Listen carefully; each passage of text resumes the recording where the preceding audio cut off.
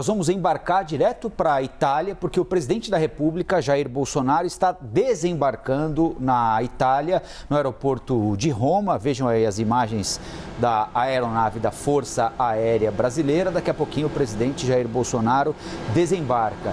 Ele está na Itália para participar agora, no final de semana, da reunião do G20.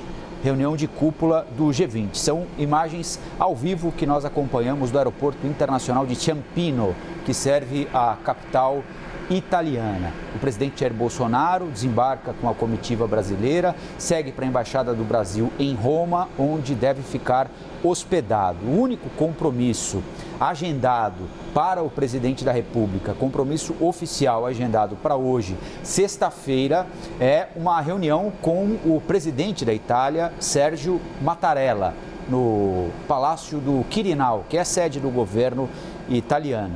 Ele participa da cúpula do G20 a partir de amanhã, sábado e também no domingo. Na segunda-feira, o presidente deve receber o título de cidadão honorário do município de Anguillara, Vêneta, e participa de um almoço, de onde teria vindo para o Brasil a família do presidente Jair Bolsonaro. Por isso é que ele vai ser homenageado nesta cidade italiana. E também vai participar de uma homenagem aos pracinhas brasileiros que morreram na Segunda Guerra Mundial. No início da tarde, ele volta para Brasília. Nós seguimos aí então acompanhando imagens da chegada do presidente Jair Bolsonaro à Itália. A comitiva presidencial é integrada pelo ministro de Relações Exteriores, Carlos França, e pelo ministro da Economia, Paulo Guedes. Além dos encontros entre os 20 líderes das 20 maiores economias do mundo, o presidente brasileiro deve participar também de encontros bilaterais com autoridades estrangeiras, além de reuniões internas. No G20 agora, os principais líderes globais vão ter como... Olha aí o presidente da República desembarcando exatamente agora, 8 horas e 7 minutos pelo horário brasileiro, uma sexta-feira de sol em Roma. O presidente Jair Bolsonaro desembarca na Itália para alguns dias em solo europeu. O principal evento, como a gente estava falando, é exatamente a reunião do G20. Os líderes internacionais vão tratar de temas que estão... Olha, o ministro João Roma, da Cidadania, ali também com o presidente da República, Jair Bolsonaro, o ministro da Defesa, Walter Braga Neto, também desembarcou, o ministro da Economia, Paulo Guedes, também usando máscara, ministro de Relações Exteriores, Carlos França, é parte da comitiva brasileira que vai à Itália para acompanhar o presidente Jair Bolsonaro. É claro que na agenda dos líderes do G20 está o enfrentamento à pandemia, como democratizar o acesso às vacinas, limitações para o trânsito de passageiros e cargas entre diversos países,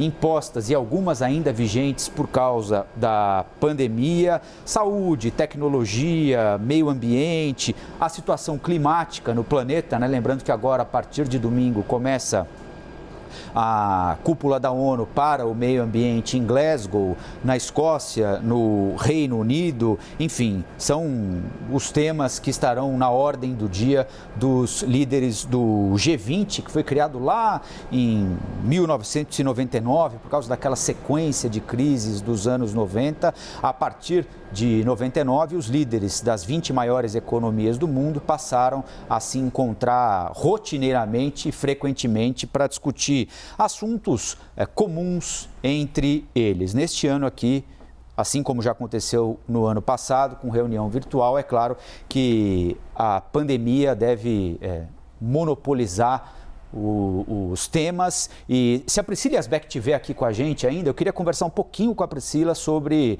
o G20 rapidamente, Priscila, porque a gente tem falado muito aqui sobre inflação, né?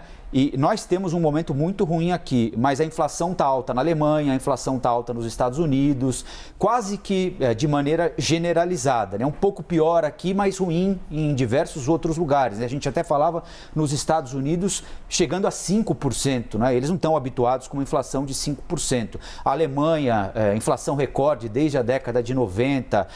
Problema de energia que nós estamos enfrentando aqui, você tem falado frequentemente, é um problema gravíssimo na Europa hoje também, não é?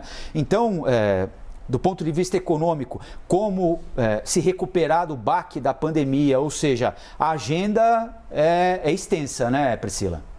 Pois é, Colombo, e você sabe que tem um ponto interessante dessa discussão, até capa de revistas internacionais, a Economist, que pauta muito as conversas sobre economia, eles têm falado sobre como está difícil fazer essa transição energética. Isso explica um pouco dessa inflação de energia global, né? Então existe o que os economistas chamam de trade-off, né? Quando você tem que fazer uma escolha entre um ponto e outro, né? Você perde de um lado e ganha do outro. Então o que está acontecendo é que o mundo inteiro está tentando fazer uma transição energética para usar energias renováveis, energias verdes, porém essas energias são mais caras e mais escassas e também dependentes do clima. Então, por exemplo, energia eólica depende do vento, energia solar depende do sol. Então, o que acontece é que os países eles estão mudando suas matrizes energéticas de olho na mudança climática, uma mudança importantíssima, mas os economistas têm alertado para esse trade-off, porque são energias mais caras, mais escassas e ainda não estão num volume que consegue atender a demanda dos países por energia. E aí existe essa discussão inclusive deve ser pauta na COP26, deve ser também um dos temas principais aí dessa reunião do G20, que é como que os países fazem essa transição de uma forma sustentável, porque se de um lado tem que olhar o clima, do outro também tem que olhar essa inflação que acaba penalizando uma boa parte da população e que acaba tendo um espalhamento aí de inflação, a energia, o custo da energia tem um poder de espalhar a inflação como um todo aí nos países, aqui no Brasil a gente está vendo isso também lá fora.